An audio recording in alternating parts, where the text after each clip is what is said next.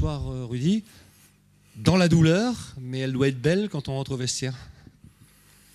Oui, l'objectif est atteint. On voulait se qualifier, c'est chose faite. Bien sûr qu'on aurait préféré le faire avant les prolongations, mais bon, c'est l'histoire du match. C'est pas faute pourtant d'avoir eu les occasions pour marquer avant, mais bon, l'essentiel est fait. Nolan a mis un très joli but. Et puis, il faut quand même souligner le courage de toute l'équipe, mais de Marco en particulier. Et puis de Dimitri aussi, qui est auteur de la passe décisive. Alors...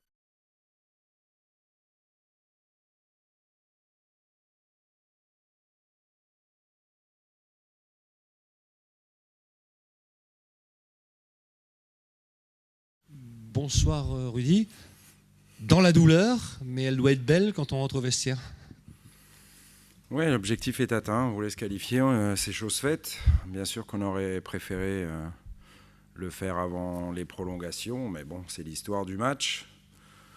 C'est pas faute pourtant d'avoir eu les occasions pour marquer avant, mais bon, l'essentiel est fait. Nolan a mis un très joli but. Et puis, il faut quand même souligner le courage de toute l'équipe, mais de Marco en particulier. Et puis de Dimitri aussi, qui est auteur de la passe décisive, alors qu'il était victime de crampes. Non, le groupe est bien.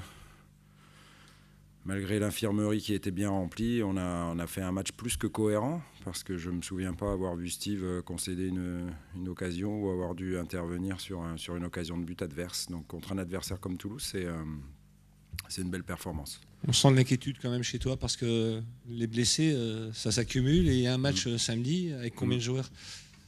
Oui, c'est ça, c'est que petit à petit, à force d'avoir des blessés et toujours en temps de match, en plus on s'en est rajouté un, mais on est assez content de l'avoir fait. Oui, ça peut poser problème pour la suite des événements, mais bon, pour l'instant on va savourer cette victoire et féliciter les garçons, parce qu'encore une fois, on est bien monté en puissance dans ce match, et on a su non seulement gagner, se qualifier, mais ne pas souffrir défensivement, donc ça c'est bien aussi.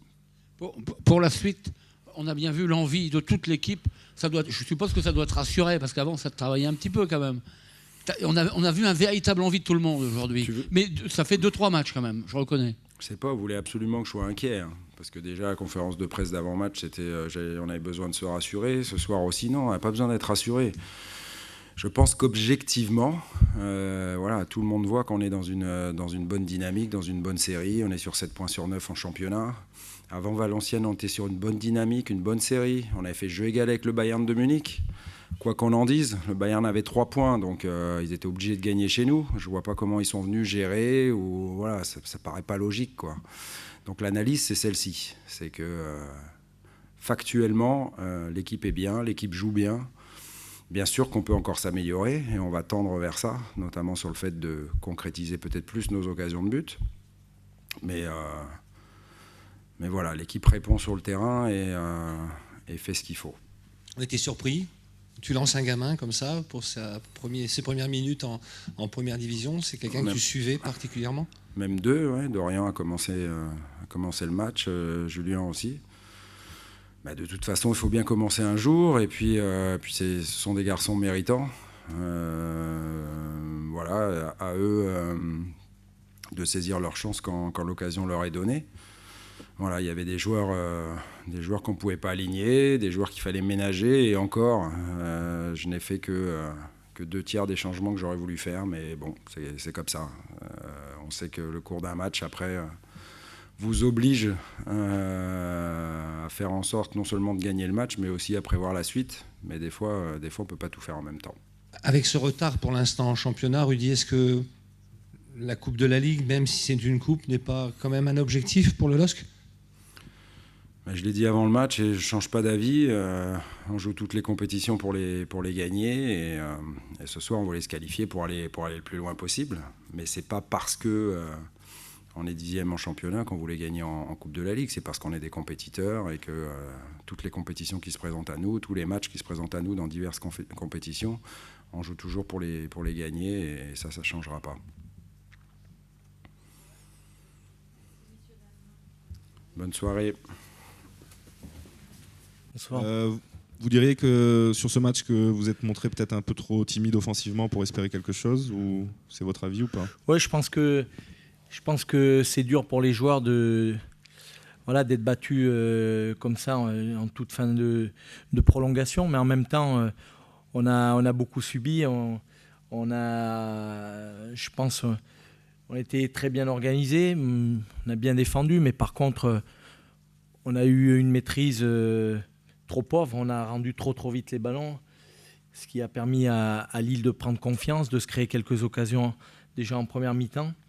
Et on n'a jamais su leur poser de problème, leur faire peur, ressortir sous la pression et aller leur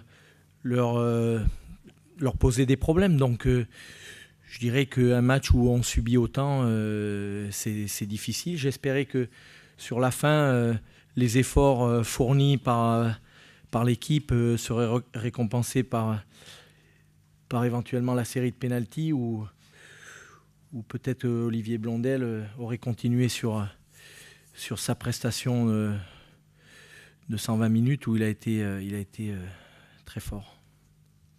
Est-ce que c'était un objectif vraiment majeur? On peut avoir des doutes vu les compositions de départ, hein, aussi bien chez vous qu'à Lille d'ailleurs. Est-ce que la Coupe de la Ligue était un objectif cette saison? Oui, mais c'est pas parce que vous allez mettre le copier-coller de la journée précédente que vous allez être plus ambitieux.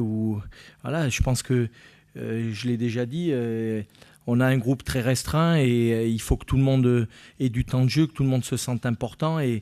Voilà, et là, c'est pas uniquement jouer la Coupe de la Ligue, c'est jouer la Coupe de la Ligue parce que y en a certains qui pointent leur nez, qui rentrent en fin de match et qui sont décisifs. Je pense à Régatin, je pense à Braten et d'autres.